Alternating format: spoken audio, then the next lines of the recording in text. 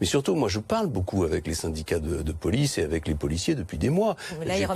J'ai présenté mon projet sur la sécurité il y a des mois et je l'avais travaillé avec eux. Et tout ce qu'ils m'ont toujours dit, c'est que, la première chose qu'ils demandent, c'est que la réponse pénale soit efficace. C'est avant tout les sujets d'effectifs, la réponse pénale efficace.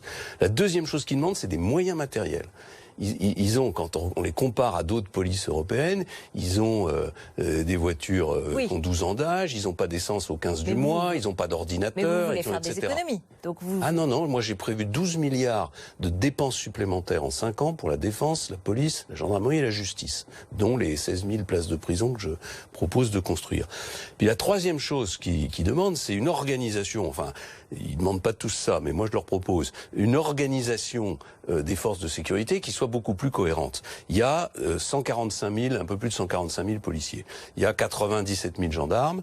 Il y a 20 000 policiers municipaux qui devraient être armés, qui devraient avoir le droit de faire des contrôles d'identité et qui devraient être considérés maintenant comme des éléments à part entière de la politique de sécurité, notamment pour les questions de proximité. C'est pour ça d'ailleurs que je veux qu'on crée une police municipale à Paris. Et il y a 245 000 personnes qui travaillent dans les sociétés privées de sécurité, qui devraient prendre en charge les gardes statiques,